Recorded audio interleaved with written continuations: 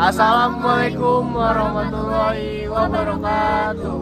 Kami dari kelompok 1. Di sini kami akan menjelaskan tentang Krustasea, Malacostraca, Copepoda.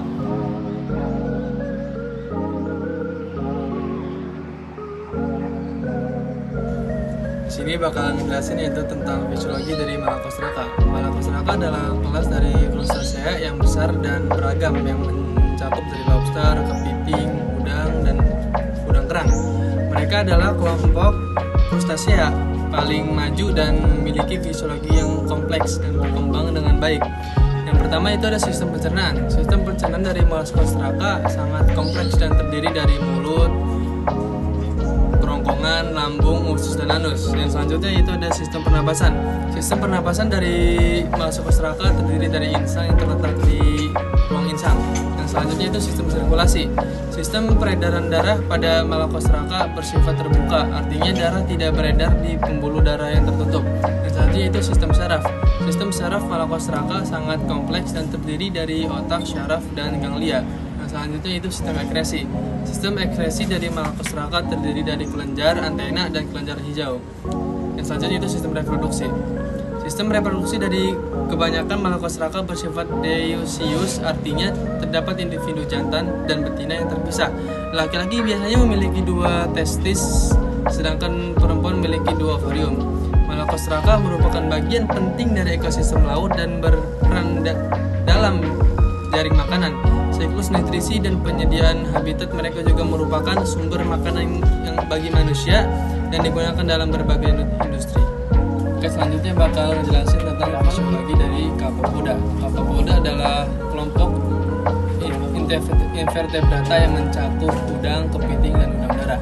Yang pertama ada sistem pencernaan. Copepoda terdiri dari mulut, kerongkongan, lambung, usus, dan anus. Yang selanjutnya itu sistem pernapasan Copepoda. Copepoda terdiri dari insang yang terletak di dalam rongga tubuh. Yang selanjutnya ada sistem peredaran darah. Copepoda terdiri dari jantung yang terletak di dada. Yang selanjutnya ada sistem saraf. Copepoda terdiri dari otak, syaraf, dan ganglion. Yang selanjutnya itu sistem ekresi. Copepoda terdiri dari ginjal yang terletak di dekat jantung. Yang selanjutnya itu ada sistem reproduksi Copepoda terdiri dari gonad yang terletak di dekat jantung. Gonad menghasilkan sel atau telur atau sperma. Copepoda adalah hewan yang adaptif yang telah berhasil berevolusi untuk hidup di berbagai lingkungan. Mereka memainkan peran penting dalam ekosistem laut dan merupakan sumber makanan yang penting bagi manusia. Selanjutnya ada morfologi Malacostraca. Morfologi Malacostraca mencakup beberapa ciri umum seperti eksoskeleton keras, tubuh terbagi menjadi kepala dan badan, 2 pasang antena, mata majemuk, dan berbagai jenis kaki yang digunakan untuk berbagai tujuan seperti pemberian makan, pergerakan, dan reproduksi. Kepala seringkali memiliki kaki rahang, sementara badan dapat memiliki kaki berbeda-beda, termasuk kaki berbentuk sirip dan kaki ekor. Morfologi ini dapat bervariasi antara spesies Malacostraca termasuk udang, kepiting, dan juga lobster. Kali ini saya akan membahas tentang sistem reproduksi pada Copepoda. Copepoda pada umumnya mereproduksi diesis. Diesis itu seperti betina yang mempunyai sebuah atau sepasang ovarium dan mempunyai sebuah atau sepasang semina spherical. Untuk pada jantannya memiliki testis yang membentuk spermatofora. Waktu kopulasi, jantan memegang yang betinanya dengan alat antena pertama atau kaki keempat, kelima yang berbentuk capit. Jadi setelah itu waktu kopulasi dapat membuahi 7 sampai 13 butir telur. Sekian dan terima kasih. Sistem reproduksi Malacostraca. Sistem reproduksi Malacostraca terbagi menjadi 2, yaitu seksual dan seksual. Dimana reproduksi seksual Malacostraca jantan dan betina akan menggabungkan gamet-gamet tersebut ke lingkungan sekitar.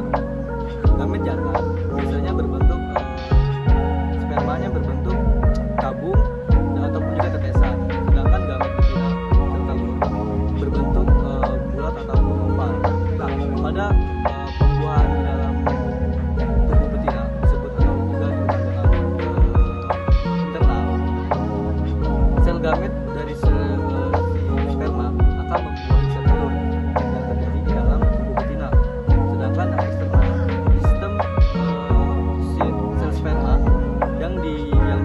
jantan akan melakukan pembuahan olesan telur di luar tubuh betina.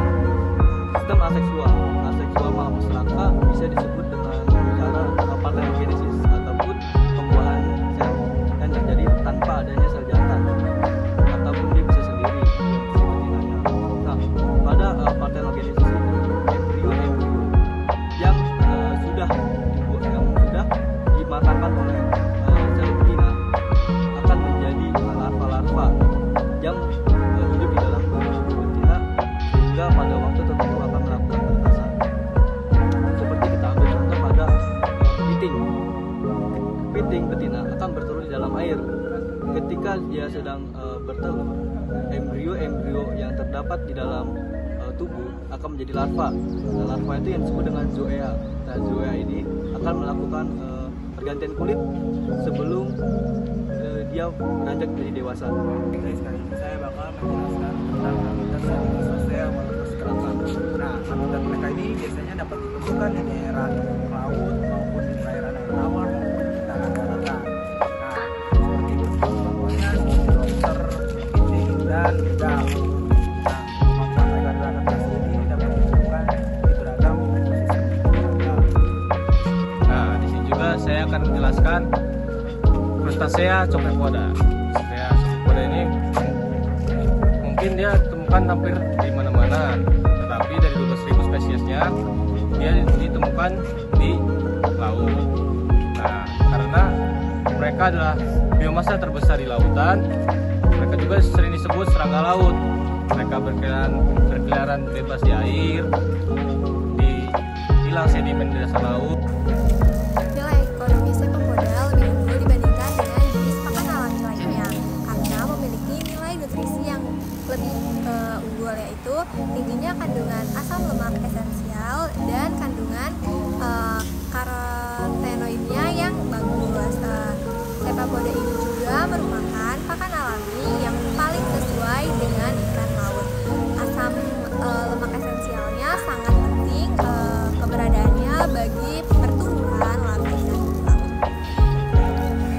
Nah, yang kedua itu adalah Crustacea, adalah kelas Crustacea yang mencakup banyak spesies yang memiliki nilai ekonomis yang signifikan. Beberapa contoh Malacostraca yang memiliki nilai ekonomis yang tinggi yaitu ada kepiting, udang, dan lobster. Nah, lobster ini memiliki harga tinggi di pasar makanan laut dan dianggap sebagai makanan mewah. Yang kedua itu ada kepiting. Kepiting adalah komoditas penting dalam industri perikanan dan makanan laut. Yang ketiga ada udang. Udang adalah salah satu hasil laut yang paling banyak diekspor dan dikonsumsi di dunia. Klasifikasi Malacostraca. Dom Animalia, Filum Arthropoda. Subfilum Crustacea. kelas Malacostraca. Klasifikasi Crustacea Ogramabala. Pertama ada kingdom yaitu Animalia. Kedua ada filum yaitu Arthropoda. Ketiga ada subfilum Crustacea. Keempat ada kelas yaitu Masilopoda. Yang kelima ada subkelas Copepoda. Membawa bonsai. Cakep. Cakep. Semua telah usai. Saatnya kami undur diri. Assalamualaikum warahmatullahi wabarakatuh.